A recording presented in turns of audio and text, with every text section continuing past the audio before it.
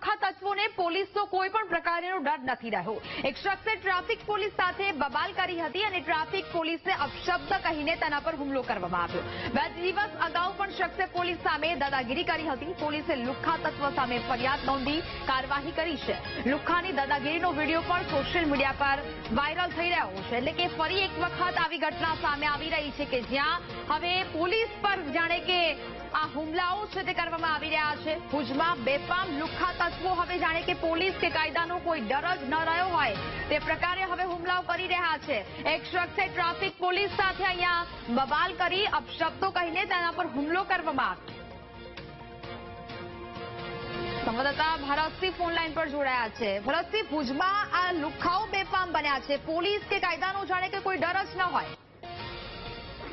ખૂબ મહત્વપૂર્ણ છે કે 2 દિવસ પહેલા એક કચ્છમાં સોશિયલ મીડિયામાં વિડીયો વાયરલ થયો હતો, જેમાં પશ્ચિમ કચ્છ પોલીસના ભુજ સિટી ટ્રાફિકના કર્મીઓને કેટલાક લુખ્ખા તત્વો દ્વારા જે રીતે ગાળાગાળી કરી અપશબ્દો બોલતા હોવાનો વિડીયો વાયરલ થયો હતો, જેમાં તેઓ પોલીસ પર દાદાગીરી કરતો હોવાનો વિડીયો સામે આવતા ચોક્કસથી લોકોમાં ચર્ચાનો વિષય બન્યો હતો। તે જ સંદર્ભમાં વધુ એક વિડીયો સામે આવી રહ્યો છે, જે સંદર્ભે જે એક લુખ્ખા તત્વો જે છોકરો છે તે પોલીસ કર્મી ઉપર પોલીસ મથકમાં જ હુમલો કરી રહ્યો છે। એટલે કે એક તબક્કે જયારે વડાપ્રધાન નરેન્દ્ર મોદી ભુજ આવી રહ્યા છે, તેમની સુરક્ષાને લઈને તૈયારીઓ કરી દેવામાં આવી છે, ત્યારે પોલીસ દ્વારા ઠેર બંદોબસ્ત ગોઠવી દેવામાં આવ્યો હતો। તે દરમિયાન આ યુવકો સ્કૂટી પર ત્યાંથી પસાર થયા હતા। પોલીસે તેમને ઉભો રાખવા માટેનો પ્રયત્ન કર્યો હતો, ત્યારે ભાગવા જતા તેઓ આગળ જઈને અકસ્માત સર્જ્યા હતા, અથડાયા હતા। ત્યારબાદ યુવક દ્વારા ગાળાગાળી કરી પોલીસ પર હુમલો કરવાનો જે પ્રયત્ન કરવામાં આવ્યો હતો, સમગ્ર વિડીયો વાયરલ થતા ચોક્કસથી અનેક ચર્ચાઓ તે થઈ છે, કેમ કે પોલીસ કર્મીઓ ઉપર જે રીતે લુખ્ખા તત્વો હુમલો કરતા હવે પોલીસ આ સંદર્ભે ફરિયાદ તો નોંધાવી છે, પણ આગળ કયા પ્રકારની કાર્યવાહી કરશે તે જોવું રહ્યું છે।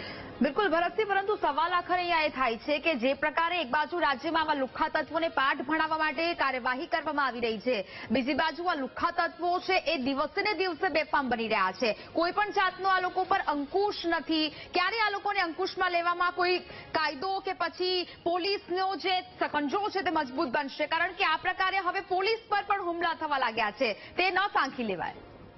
ખૂબ જ સાચી વાત છે, કેમ કે પોલીસ કર્મી ઉપર જે રીતે ગાળાગાળી અને એ પણ પોલીસ મથકની ઉપર જ આ પ્રકારની ઘટના બનતા કચ્છ પરમાં જે રીતે ચર્ચાનો વિષય બન્યો હતો, પરંતુ જે રીતે વડાપ્રધાન નરેન્દ્ર મોદી આગામી સમયમાં ભુજ પ્રવાસે આવી રહ્યા છે, ત્યારે ચોક્કસથી પશ્ચિમ કચ્છ પોલીસના ઉચ્ચ અધિકારીઓ પણ હાલ બંદોબસ્તમાં વ્યસ્ત હોવાને કારણે આ બાબતે ફરિયાદ તો નોંધાઈ છે, પરંતુ આવા લુખ્ખા તત્વોને પાઠ પડાવવા માટે હવે આગામી સમયમાં પોલીસ પશ્ચિમ કચ્છ પોલીસ ખાસ કરીને એક કેવા પ્રકારની કાર્યવાહી કરશે, કેમ કે રાજ્ય સહિત કચ્છભરમાં અનેક પ્રકારે આ પ્રકારના ગુનાઓ અને અન્ય ગુનાઓમાં સંડોવાયેલા આરોપીઓનો સરઘસ કાઢવામાં આવે છે, ત્યારે ખુદ પોલીસ કર્મીઓ ઉપર હુમલો કરીને તેને ગાળો બાંધનારા યુવકો સામે કેવા પ્રકારની કાર્યવાહી થશે તે જોવું રહ્યું। બિલકુલ ભરતસિંહ, જાણકારી બદલ આપનો આભાર।